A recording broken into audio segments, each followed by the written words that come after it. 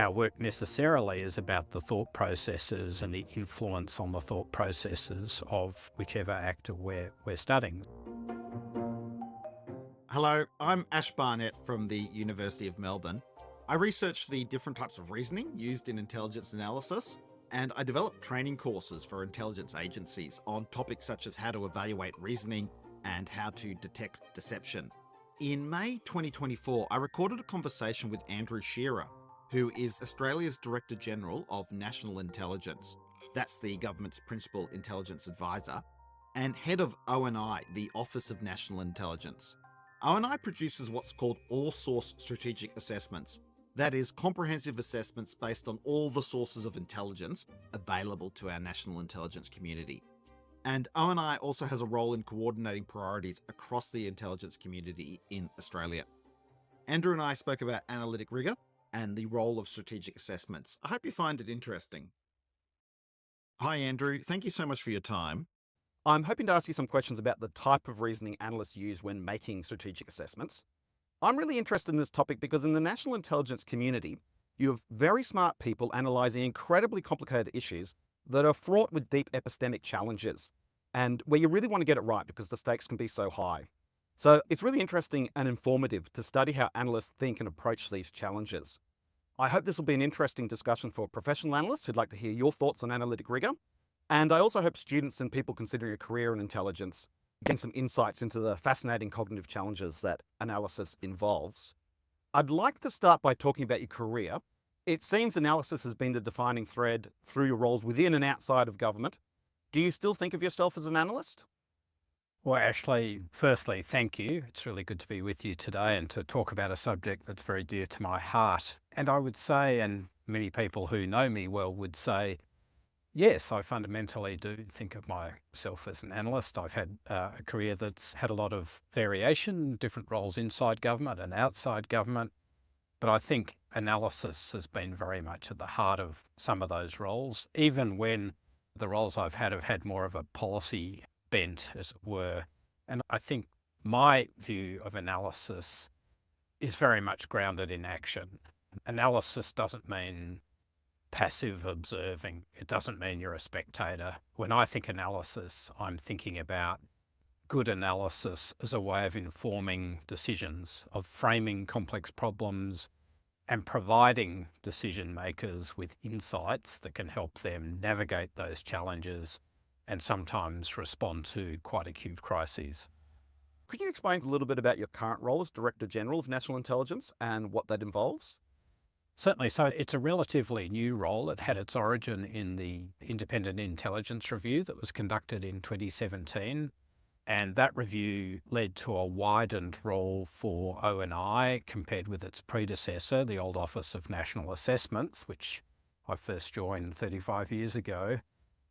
My role is still to be the head of ONI's all-source analytic effort, but I also have a new set of responsibilities enshrined in the ONI Act. I'm not only the Prime Minister's principal advisor on intelligence matters, but I'm charged with leading, coordinating and integrating the efforts of the 10 agencies that make up Australia's national intelligence community. And in that role, I have a responsibility for developing closer collaboration and cooperation across those agencies. They're all proud, independent agencies, many of them with a long and storied history, their own cultures. But the essence of the 2017 review was to say that even though our agencies are very good and very high-performing agencies, we can add more value and make a greater impact if the sum is more than the parts. So we're working on a number of initiatives that will integrate our community more and maximise our impact. And my role is very much to encourage that, to make sure we're maintaining momentum and also to evaluate the performance of the 10 agencies of the national intelligence community. ONI undertakes all-source strategic assessment. Could you explain what that is and what types of analytic questions you're seeking to answer? And with so much happening in the world, how do you decide what to cover analytically? That's a really good question, and priority setting is a fundamental responsibility of mine and also a fundamental challenge for us as an organisation and for the wider community, obviously, because there is so much strategic and economic and technological and other change happening all around us every day, and we all feel that. I think at the heart of what we're trying to do is help our government navigate that complexity. And that's why earlier I talked about actionable insights. We're not just here looking at these events as they come towards us and recede in the background as a kind of passive observer. We are trying to inform our decision makers, to help them understand patterns, to help them understand the key drivers of what's changing in our world and changing our world, so that not only they can respond to those events, but ideally they can help to shape some of those drivers of change in ways that are advantageous to us, by making us a more secure country, for example, making us a more resilient country, or making it a more prosperous country. Because our approach is not just security based, our approach is to look at all of the drivers and all of the key aspects of what's happening in our world. And that can include economics, it can include advanced technologies, it can include demographic change, it can include, of course, climate change and changes in our energy system.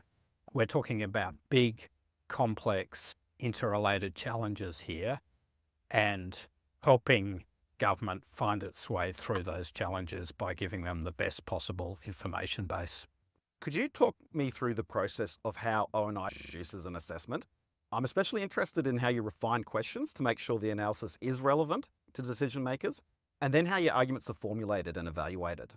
So I'll go back one step even further, and that is to say, one of the reasons why I spend a lot of time not only with the Prime Minister and Cabinet Ministers, senior officials, is that it's really important, if you're going to produce impactful intelligence, to understand the decision-making context. There's no point coming up with the world's most exquisite analysis of an issue, only to find out that Cabinet met and talked about it 2 days before you published your report.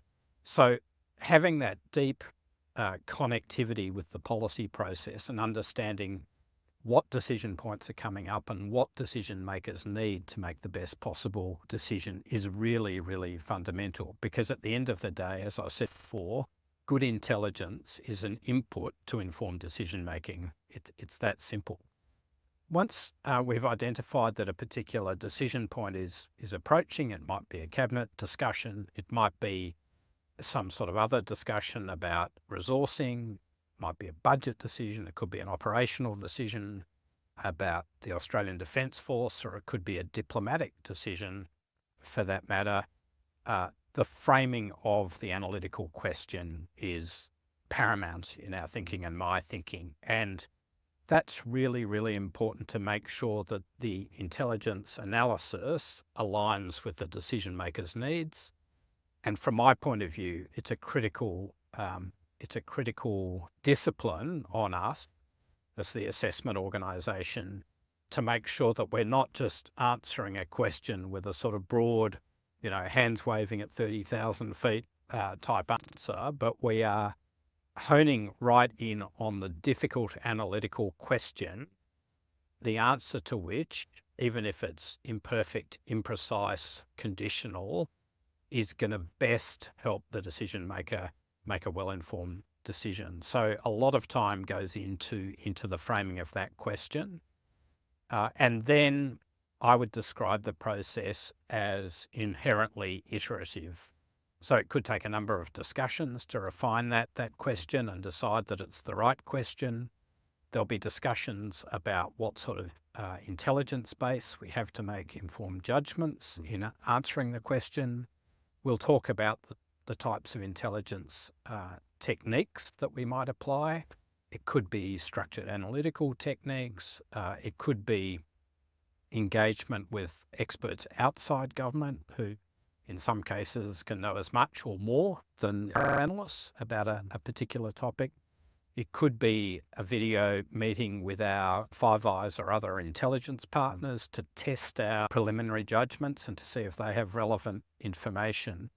And all of that, I hope, builds up a picture for listeners that this is not just a smart person sitting in a room at a keyboard bashing away with their thoughts about issue X, but is a deeply collaborative, team-based, iterative approach, albeit sometimes having to happen quite quickly if events are moving fast, as they have been recently, for example, in the Middle East. And I think the key difference between what we do and what academic researchers do is that in our case, it's always a team sport, and the final product is not owned by anyone, I guess, except me as Director General, because ultimately I have to sign off on the judgments and, if you like, testify to our readership that this is the best possible product that I think we could produce, and that it's impartial and independent and has all of the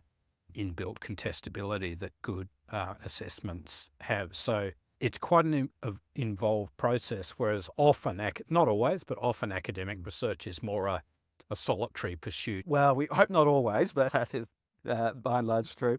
And so, as you said, as Director General, you have the final sign-off on the assessments before you deliver them to the Prime Minister. So what role do you play in the process of producing an assessment?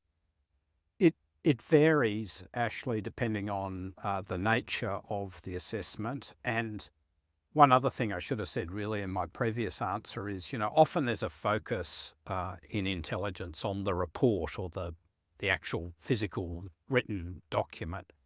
But one of the things I emphasise often with my analysts and my senior management team is that we need to take a broader view. That the product, if you like, is not so much the piece of paper, it's the intellectual insights that are being provided, and they can be, if you like, transmitted to the reader in a very well written, very erudite intelligence assessment. But there are many other ways to have that impact, and that can include, for example, oral briefings. I do a lot of that, you won't be surprised, for the PM and ministers, but also in a different context, sometimes for business leaders or academic leaders around Australia. So oral briefing can be very persuasive, presenting judgments in the course of policy processes, meetings with other agencies and so forth. There are many, many ways that our products can have impact. So I can be involved often at the start of the process by saying, well, based on my discussions with government leaders, I think it's time we addressed issue Y, and that will trigger the sort of process that we've just talked about. But I sign off as Director General on virtually all of our written product. And as I just said, I do a lot of our oral presentation of our key judgments to decision makers as well. And there'll be times when, because I'm particularly interested in an issue or because I think it's particularly consequential, when I will meet with the team preparing a product, once or twice during the process of its development. So it varies, but I would say I'm quite hands-on in terms of the entire process, especially the framing of our assessments. And I would like to think I have an open door policy with analysts. And one of the best parts of my job, frankly, Ashley, is when I get to sit down and talk with our analysts, especially our smart young analysts, and discuss their judgments. And as often as not, they're right. And I'm not always right. And we have a really good conversation, and they convince me that a particular judgment is the correct one. And I really enjoy that interactive process. Well, I was going to ask, do they enjoy it as much as you do, having the DG come down? And I'd like to think so. I mean, I guess that can be a bit intimidating, perhaps, but I certainly try not to be intimidating. And I think when I walk around the building chatting with analysts, one thing becomes pretty clear, and that is we're both fundamentally interested in the subject matter. We're both sort of at heart, as I said earlier, nerdy analysts, and we can nerd out together a little. Intelligence analysis, like any endeavor to discover hard-to-acquire knowledge, is difficult and requires careful reasoning. So intelligence agencies spend a lot of time thinking about analytic rigor and how to improve the reasoning behind their assessments. When you discuss the rigor of an assessment with your analysts, What are some of the common issues that come up, or what are some of the main bits of advice you tend to provide?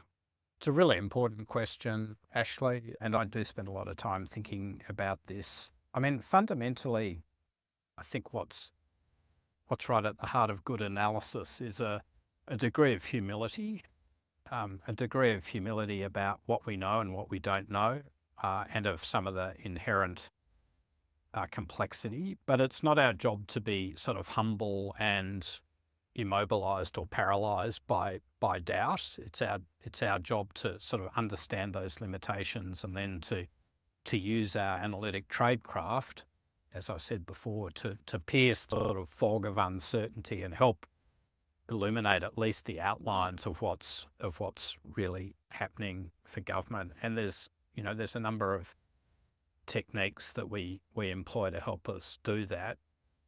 In terms of people, we need people who are comfortable with ambiguity, who aspire. They're perfectionists in the sense that they don't want to miss the one vital clue. They're always straining to provide absolutely the best possible analysis that they can. That's true.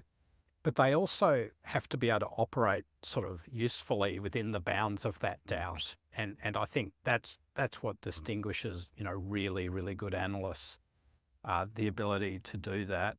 I often talk about context, and there's an aspect of intelligence work which is educational. I don't mean that in a patronising sense, but I mean that if you're a busy politician who's become a cabinet minister or some other senior decision maker, you won't necessarily be steeped in the issue of the day. It could be the very complex politics and security dynamics of the Middle East, for example. And so there's an opportunity and I think a responsibility for good intelligence analysis to provide very quickly that context. And often that'll be explaining why something's not how it seems. And very, very often that will involve providing briefly and succinctly and crisply the historical context for events. Because ultimately, there's the old saying, history never repeats, but it rhymes. History does give us a good catalogue for thinking about the dynamics in different systems. It could be the dynamics in a particular political system or a particular domestic economy, or it could be the dynamics in the European security order or the global economy for that matter, or the climate system. We have evidence, we've got accumulated case studies. And so providing that context, I think, is profoundly important. And I think we might talk more about that in a bit. When I think about complexity and how you make a start breaking through and starting to frame some of these issues, I think you have to have an eye to structure, so the deep drivers of what's happening, whether, again, it's in the climate system or the Indo-Pacific security system, but also agency. And of course, agency is about people, fundamentally. And that's why no matter how much technology improves or no matter how much our analytical tools advance, people will always be at the heart of the intelligence business. And that's understanding other people, what makes them tick, why they make certain decisions, and so forth. So I think that interaction of structure and agency is really important for analysis, not just focusing on the surface level, if you like, noise, but seeing through that to the signal, the deep ocean currents of what's actually happening. So I think challenging our assumptions is really important. Being aware of our own personal and perhaps institutional biases is an important part of this. And at the end of the day, and this goes back to what I said before about analysis not being a spectator sport, you have to be impactful. There's no point writing beautiful intelligence that has no impact on decision makers, even if it's just to get them to think about a problem and still disagree and go ahead and make a different decision. That's fine. That's the decision maker's right and privilege to do that. But we have to be thinking hard about how to best present our judgments. That includes our intelligence product. I'd like to think that ONI sets a really high benchmark, and I get that feedback from a lot of colleagues and readers around town, which is gratifying. We've worked very hard at that. but it could be really good visual presentation of our judgments, graphics and so forth, or it could be really effective briefing. So I think the job's not done when the final full stop's on the page. The job in that sense is really only just starting. So I'd like to talk about the role of understanding human agency and having a model of how you understand other actors' decision-making process. Because what I'd really be interested in is getting your thoughts on a couple of the different types of inferences analysts use to support strategic assessments. So analysts often try to understand or approximate an actor's strategic calculations in an effort to work out what they intend to do. Just to give the listeners a couple of examples, I imagine you spend a lot of time thinking about the plans and overarching strategies of the main actors in the Indo-Pacific region. And I would guess that in the months leading up to Russia's full-scale invasion of Ukraine, ONI was producing assessments on Putin's plans and intentions. So crucial to this type of strategic reasoning is having a good, but no doubt imperfect sense of how other nations think, weigh up their strategic calculations and make decisions. When you're evaluating an assessment about a country's strategic intentions, what elements are you looking for in the supporting argument? So, Ashley, this is a great example of my point just before, that ultimately the intelligence business is about people, because even though the actor in international relations parlance might be a nation state or a non-state organisation of some type, decisions are human ultimately, and what we're talking about here is knowing what's going on in the, if you like, the heart and mind of one person sometimes, or a very small circle of people. And particularly in the case of authoritarian regimes, where whether you look at China under Xi Jinping, or Russia, North Korea, Iran, or indeed a terror network, you're often talking about a very dominant leader asserting a lot of control in quite a small closed circle, and all sorts of problems with feedback loops or non-feedback loops.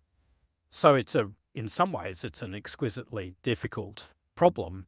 Part of the answer, of course, is having the best in evidence base that we can put together.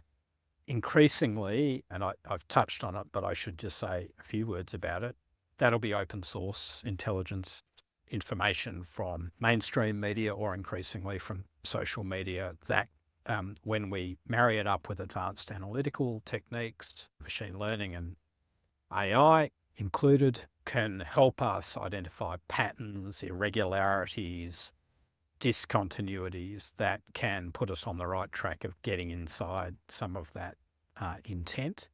Of course, covert intelligence remains incredibly important as a source of insights in those small, closed, highly centralized systems that are premised on secrecy and hiding that leader level intent from the rest of us. And a big part of my job is driving our intelligence collectors to give us the best possible intelligence insights to add to the picture. And then I would say there are tools that are more akin to the traditional indicators and warnings role of intelligence, which is working back if a particular actor was likely, we thought, to be intending to do something hostile, what would be the sorts of signs we might pick up out in the wider ecosystem that, when you aggregate them and analyze them, tell a picture, sort of mosaic analysis. Country X is recalling all its ships to port, and it's importing an unusual amount of oil supplies. It's doing some unusual things with the disposition of its internal security forces, etc. Classic indicators and warnings. That's particularly relevant to Australia today, because in the National Defence Review, that was the lead up to the government's recent National Defence Strategy, government accepted the finding that for the first time in decades, Australia no longer has 10 or more years warning of a potential major conflict in our region. That puts us as a community squarely back in the game of indicators and warnings that I've been talking about. There's some old disciplines around that. We know how to do it. As a community, we've done it before. We did it right back in the Second World War at the genesis of many of our agencies. We did it through the Cold War at different times. It's kind of core business for intelligence agencies, but it's probably fair to say it's not something we've done a lot of in the last few years. So I think all of those ingredients go to the question of divining the actor's strategic intentions. And this is where I'll come back to people. And in this context, I'm not talking about the adversary, I'm talking about us. There's no substitute, and I guess we'll touch on AI later, but including artificial intelligence for deep, experienced subject matter knowledge. The person who's made a study of a topic, might be a country, it might be a thematic area, it might be a culture, it might be a particular economy, but who just knows it inside out.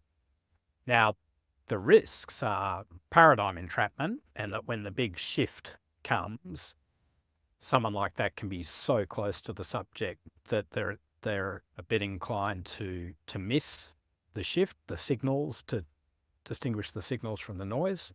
But I would argue that risk can be managed by good contestability and other processes, which I've talked a bit about.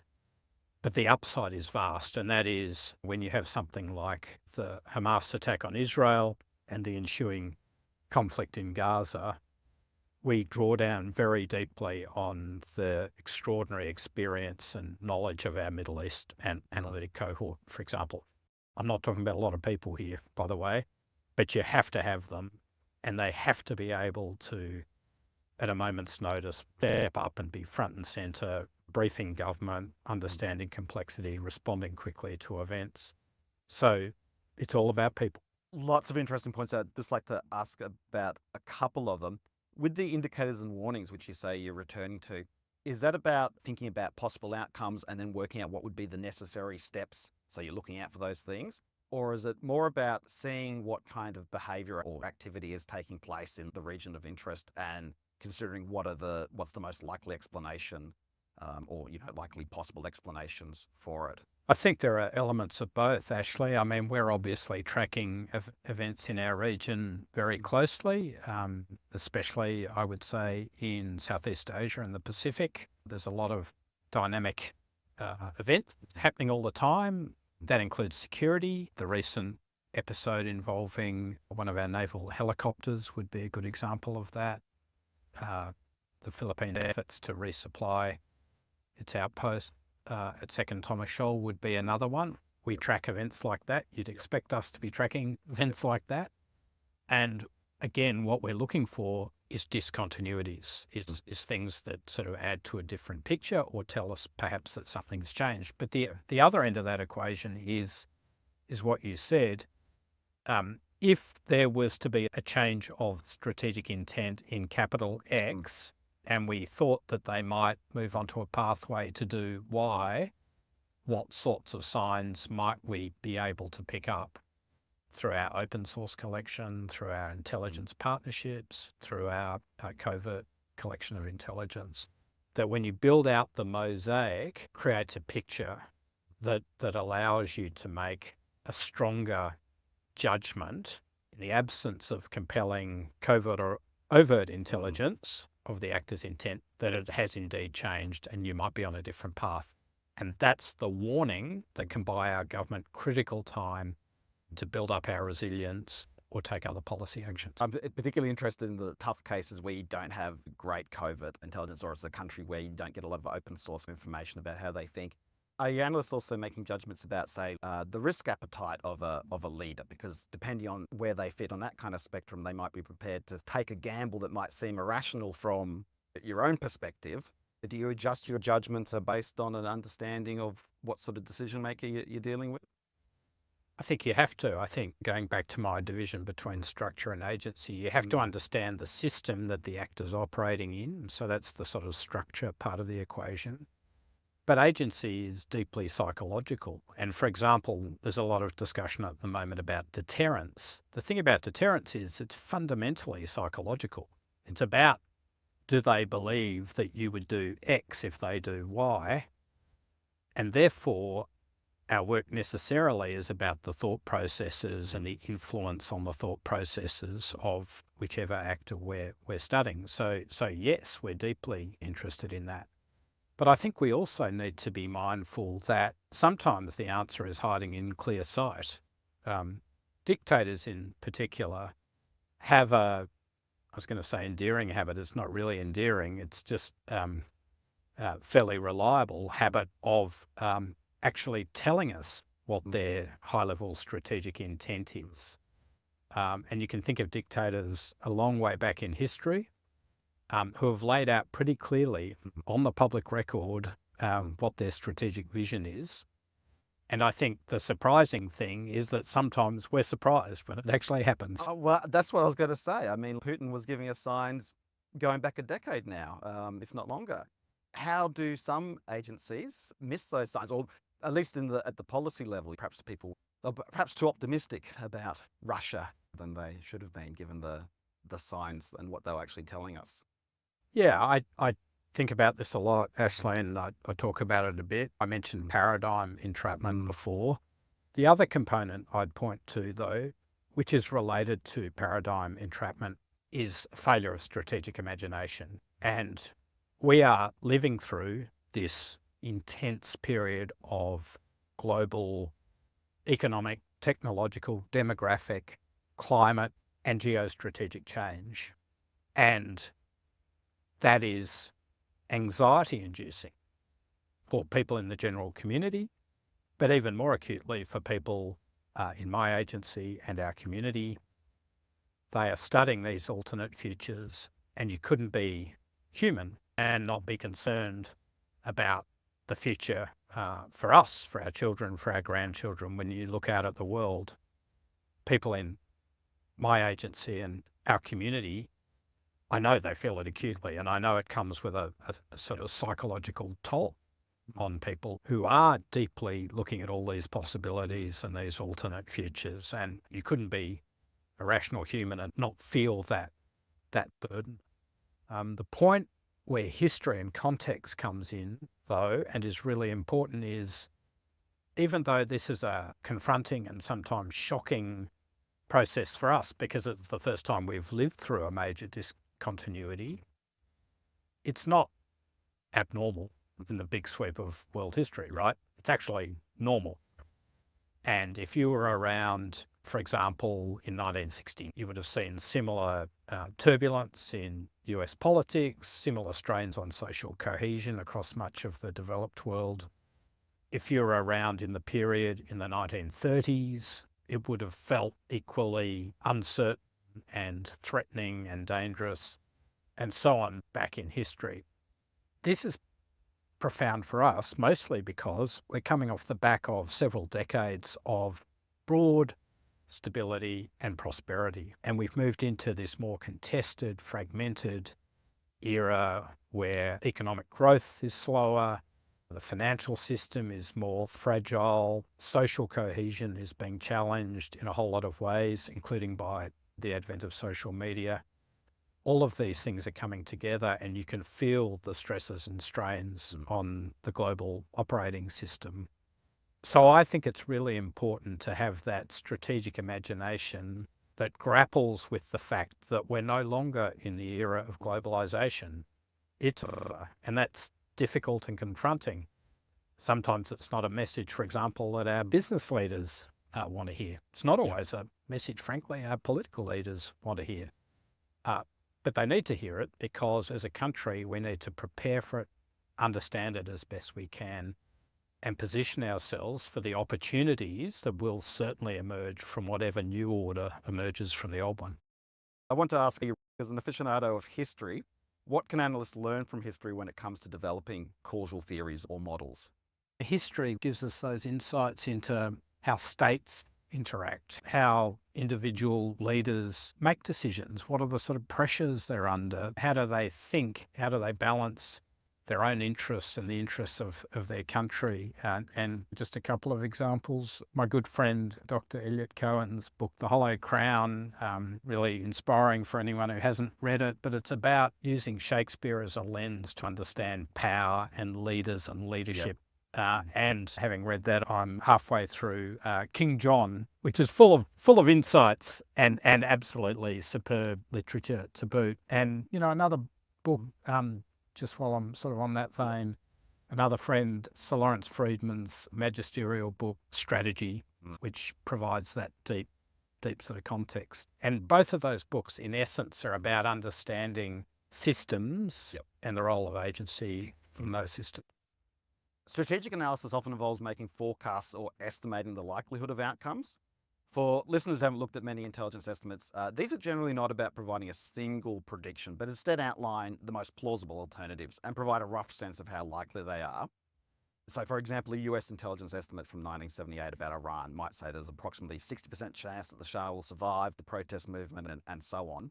Andrew, what are you looking for when you evaluate these types of arguments? So my starting point, Ashley, would be when I think about our role, I don't think of it narrowly as kind of forecasting or predicting the future for a couple of reasons. I mean, one is that's sort of akin to that kind of passive, we think this is going to happen and you sort of cross your arms and, ultimately in a way that can be disempowering because going back to my point about agency earlier, it can constrain the world of possibilities and frankly the world of likelihoods for which government and other decision makers, for example, our business leaders, need to prepare.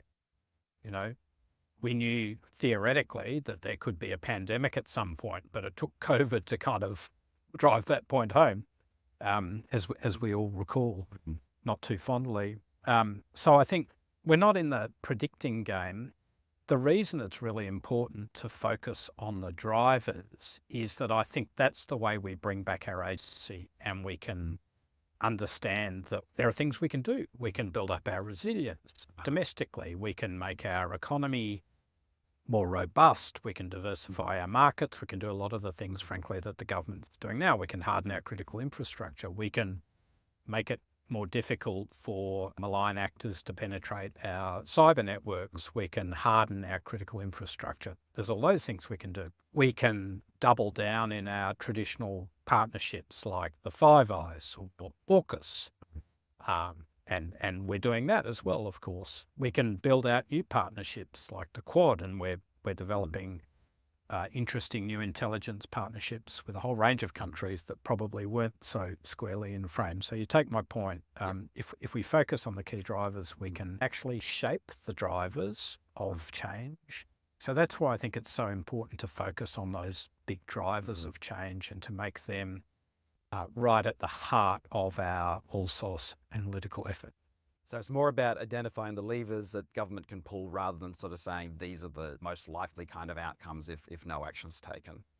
I think there's certainly a role for that. There's the warning function I outlined before, and sometimes it's a convening function. Sometimes we can play a role in getting a more diverse group of agencies around a table and saying, you really do need to pay attention to this particular driver of change because it's coming, and from where we're sitting, we're not sure that government's quite as well positioned as it needs to be. If you're briefing a senior customer about an impending crisis, how much do they want to know about the reasoning behind an assessment? I think fundamentally, intelligence is a trust game, and the most important thing is to have the trust of the person you're briefing and to have them know not only you have subject matter expertise and integrity and independence, but do you have that sitting behind you also? My experience is that sometimes a minister or a PM, for that matter, will want to dive in and understand the intelligence leading up to the Russian invasion of Ukraine. Obviously, it kind of mattered why we were making the judgments we were making. But I think the more often response, and as you build up a relationship and you build up hopefully a track record of being right, or at least being right more than wrong, that carries weight with decision makers, and they want to understand that universe of possible outcomes and scenarios and what's driving them, and to tee up a conversation about what policy can do about them. Is there a clear demarcation between the sort of analytic thinking you do and the strategic reasoning you do? It sounds like in these discussions when you're talking about making sure that you're having impact and understand the decision-making context, that you're actually quite involved in the strategic reasoning, if not the decision-making element of it. Yeah, there's a line there. Our job is to inform policy, not to recommend it. And I'm respectful of that line. By the same token, it is our job to have that deep understanding of the decision-making context, and that means being around the decision-making table. So it's a balance, and from time to time you'll be asked about your personal opinion based on experience or whatever. But by and large, we, ONI, stick very clearly to our mandate. And it's important we do that because we need the independence and integrity of our work to be respected by our readers. And that's particularly important when we're bringing sort of bad news to government. And as I said before, speaking truth to power, not everything that we bring to government's attention is welcome news. In fact, in a global environment, regional environment like we're in now, sometimes you have the feeling that you're just adding another problem to a big pile of problems that government already has. So I think understanding where that line is really important, but being policy relevant is critical too. The widespread use of generative AI is obviously a very significant change to many knowledge workers. How do you think AI might change intelligence analysis? And for the benefit of any students possibly considering a career in intelligence analysis, will we still need analysts in about 3 years' time?